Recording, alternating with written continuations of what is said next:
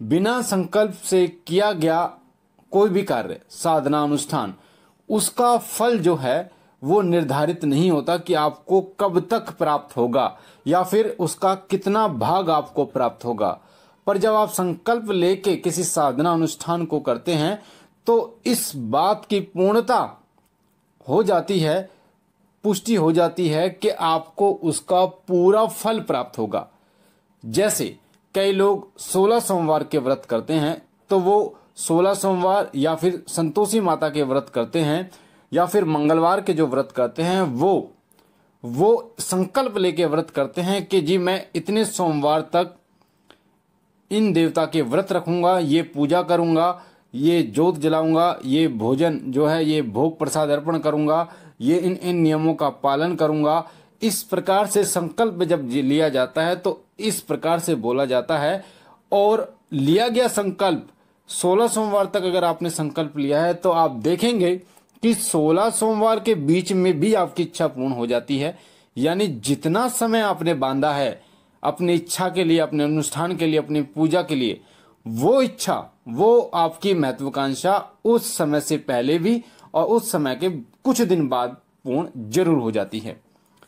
कई लोगों को मैंने देखा है इतना प्रभाव होता है संकल्प का कि पुत्र प्राप्ति के लिए जो लोग 16 सोमवार व्रत करते हैं धारण, उनको 16 सोमवार पूर्ण होने से पहले ही बाबा भोलेनाथ की कृपा प्राप्त होती है, उनके अनुभव उनको प्राप्त हो जाते हैं। और जैसे ही 16 सोमवार उनके खत्म होते हैं तो 1-2 महीने बाद ही वो गर्भ धारण कर लेती हैं वो महिलाएं।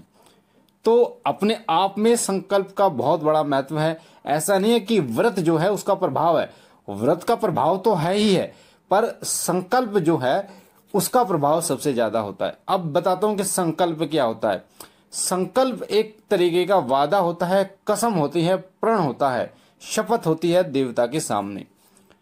जब आप कोई साधना, अनुष्ठान, व्रत धारण करते हैं तो हाथ में आपको जल लेना होता है, थोड़े से अक्षत यानी कि चावल जो कि टूटे ना हो, थोड़े से एक पुष्प यानी थोड़ा सा फूल लेना होता है सीधे हाथ में, और हाथ में ये लेकर आपको आपके इष्ट देव की ज्योत के सामने आपको साक्षी मानते हुए, हाथ में जल जो है वो वरुण देव का प्रतीक होता है। आपने देखा होगा कि पूजा पाठ में कलश रखा जाता है तो सबसे पहले वरुण देव की स्थापना की जाती है, तभी देवता वहां पर प्रकट होते हैं, प्राण प्रतिष्ठित तभी वहां पर होते हैं, तभी वो अपना भोग प्रसाद जो है वो स्वीकार करते हैं। तो जब आप हाथ में जल ले लेते हैं, पुष्प ले लेते हैं, अक्षत ले लेते हैं, तो उस समय आप प्रण लेते हैं, आप संकल्प लेते हैं कि मेरा नाम ये है, अपना नाम बताना होता है, अपने पिता का नाम बताना होता है, आप कहाँ रहने वाले हो, कितने समय तक पूजा करने वाले हो, क्या पूजा पाठ करोगे, क्या भोग लगाओगे।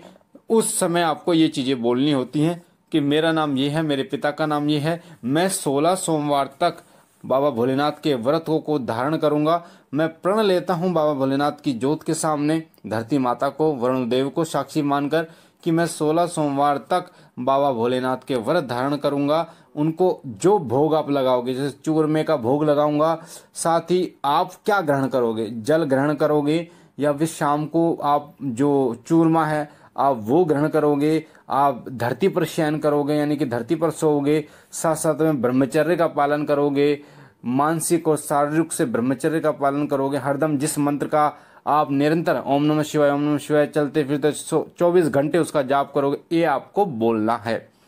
उसके बाद उंगलियों के माध्यम से उस जल को धरती पर छोड़ देना। तो ये आपका संकल्प हो जाता है। संकल्प का मतलब साक्षी, कि आपने वरुण देव को, धरती माता को और अपने भोलेनाथ की जो ज्योत जला रखी है उसको साक्षी मानकर आपने संकल्प लिया है, आपने वादा किया है। क्योंकि मैं आपको बता दूं, इंसान जो है वो अपने संकल्प का, वादे का झूठा हो सकता है।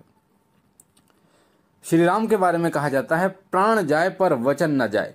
तो पुरुषोत्तम, मर्यादा पुरुषोत्तम भगवान श्री राम से हमें यही सीख मिलती है कि प्राण जाए पर वचन जो है वो नहीं जाना चाहिए। यानी जो व्यक्ति वचन का पक्का हो गया तो देवता भी उसकी सुनते हैं, देवता भी उसकी प्रार्थना को स्वीकार करते हैं। इसीलिए जब आप देवता के सामने आप वचन लेते हैं तो देवता भी प्रतिबिंब हो जाता है, यानी कि उस पर भी अंकुश लग जाता है कि वो आपकी इच्छा को पूर्ण करे। वो जब आप उनका आवाहन करें तब वो वहां पर विराजमान हो। देवता आपके जो संकल्प आपने लिया है, इंसान अपने संकल्प को तोड़ सकता है पर देवता अपने संकल्प को नहीं तोड़ते। तो जो आपने संकल्प लिया है उसी संकल्प पे वो रहते हैं और फिर आपकी परीक्षा भी वो लेते हैं। तो इस प्रकार जब आप संकल्प लेके कोई साधना पूजा करते हैं तो आपकी पूर्णता वो प्राप्त होती है, वो पूरी होती है, साथ साथ में उसका फल भी आपको प्राप्त होता है। संकल्प तोड़ने का क्या परिणाम होता है? तो देखिए, संकल्प तोड़ने का परिणाम क्या होता है मैं आपको बता दूं। जिस प्रकार से मान लीजिए आपने किसी से पैसे उधार लिए और आप उन पैसों को नहीं लौटा पाए टाइम से, तो वो व्यक्ति आपको फिर कभी पैसे नहीं देगा, उसका विश्वास आपके ऊपर से उठ जाएगा।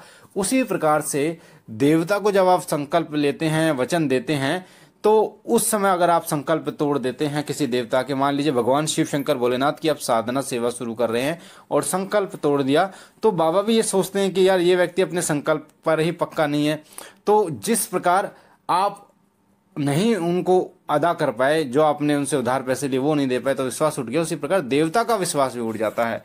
फिर देवता वहां पर आप कितना आवाहन कर लो, देवता वहां पर नहीं आते। तो ये जो है ये इसी प्रकार से हो जाती है। आपने बचपन में हमने कहानी सुनी थी कि शेर आया शेर आया। एक बार जब वो कहता था शेर आया तो पूरे गांव के लोग आ जाते थे, पर वो कहता था अरे सबको उल्लू बना दिया। फिर एक बार सच में शेर आ गया, तो फिर उसने बोला शेर आया, तो शेर उसको खा गया, पर कोई नहीं आया। तो ये इसी प्रकार होता है, जब आप संकल्प लेना शुरू कर देते हैं तो देवता आपके ऊपर विश्वास शुरू कर देता है, आपके घर में विराजमान होना शुरू कर देता है। आपके संकल्प की शक्ति होती है, आपके वचन की शक्ति होती है कि जब आप बुलाते हो तब वो आता है, तब वो कार्य करता है और आपके तमाम मनोरथों को भी पूर्ण करता है। तो संकल्प इसलिए जरूरी है आपकी पूजा साधना में। आप ये चीजें समझ गए होंगे। मुझे आशा है ये जानकारी आपको पसंद आई होगी। अगर आप पहली बार हमारे चैनल शिव साधना केंद्र पर हैं तो आपके सामने जो लाल कलर का बटन है सब्सक्राइब का, उसे दबा के चैनल को सब्सक्राइब कीजिए ताकि आप हमारे साथ जुड़ सकें, शिव साधना केंद्र के साथ जुड़ सकें। बेल आइकन को दबाइए, घंटे के निशान को, ताकि जो हम जानकारी डालें वो सबसे पहले आपको प्राप्त हो। लाइक कीजिए, शेयर कीजिए और बहनों और भाइयों तक, ताकि और लोगों तक जानकारी जाए और लोग भी इसका फायदा उठा पाएं। जिनको संकल्प के बारे में जानकारी नहीं है, महत्व के बारे में नहीं पता, उनको उसके बारे में पता चले।